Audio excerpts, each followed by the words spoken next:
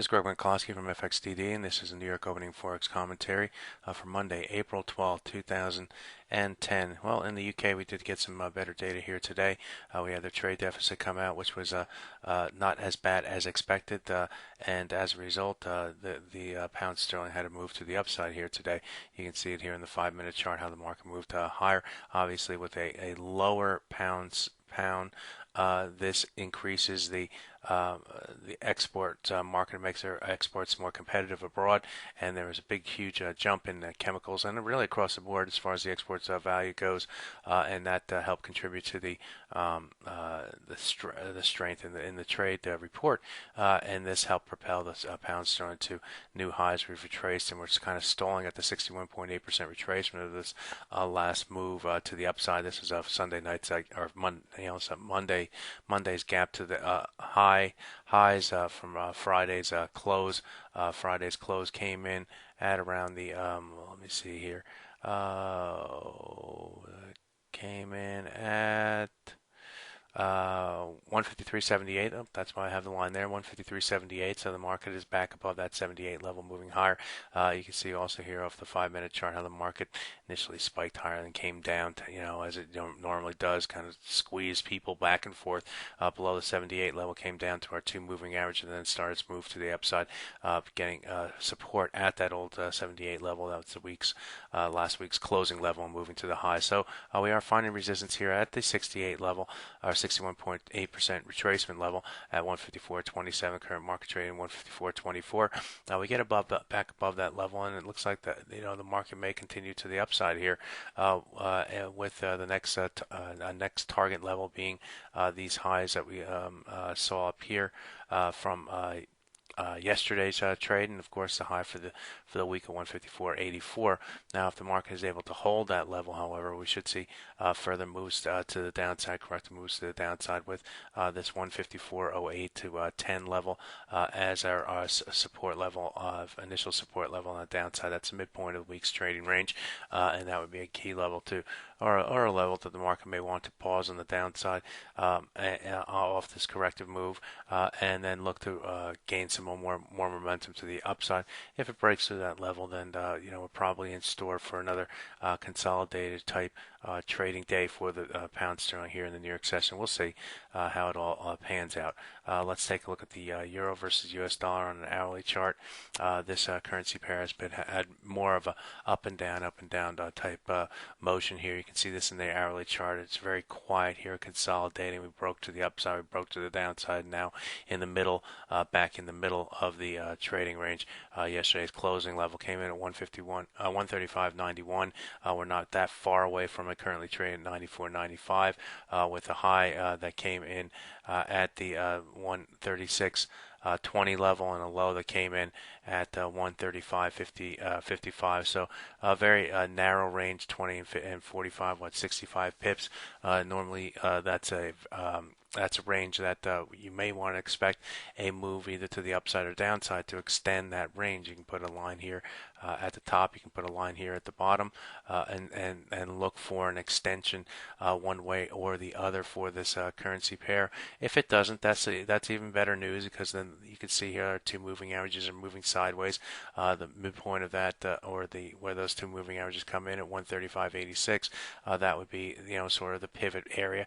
You want to be along with above that level, and you want to be short if it goes below that level. If you can trade around this level, you keep your options open, I guess, with low risk, and then you look for the movements through the key support or resistance level. So for the euro, we have a support down at this at old lows, and we have support at this low right here as well.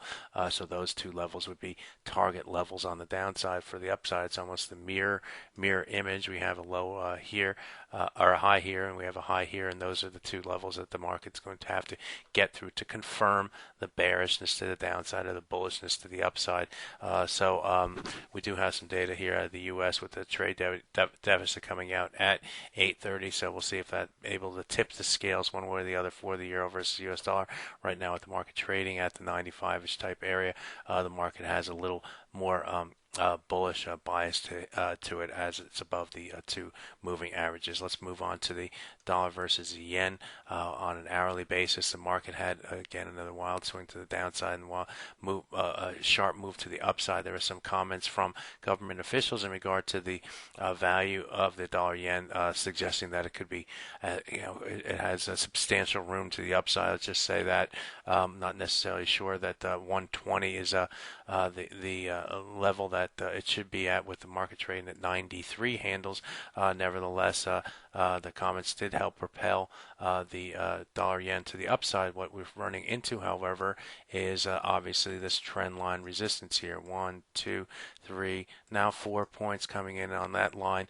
The last one coming in at 38.2% retracement of the last move from the up highs to the lows. That comes in at 93.41. That goes from the highs here on April 5th down to the lows here that we saw here today. So 38.2% retracement of that move comes in at 93.41, which also corresponds with this, which also more or less corresponds with the 100-hour moving average. So we saw all sorts of reasons why the market should have resistance at the level, and indeed it did, and the market then came down rather swiftly here.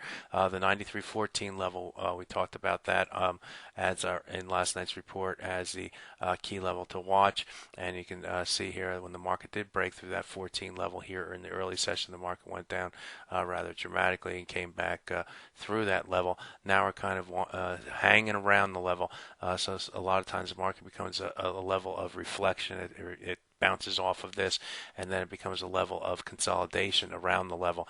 We may be consolidating around the level now, as it's already done its move where it breaks through, and now it hangs around the level because it's most comfortable at that level. So from a trading perspective, watch the 93.30 level. That would be our top side. This is where the 100-bar moving average is on this hourly chart. If we break above that level, we're also going to have all this other congestion up here at the 41, but breakthrough 30, you're going to look for confirmation through the trend line through the 41, and then you have the potential to head up toward this 50% retracement where the 200-hour moving average is also located. On the downside, what you're going to be looking for is a break of this whole trend line right here, which is off of these two lows coming off of this level right here.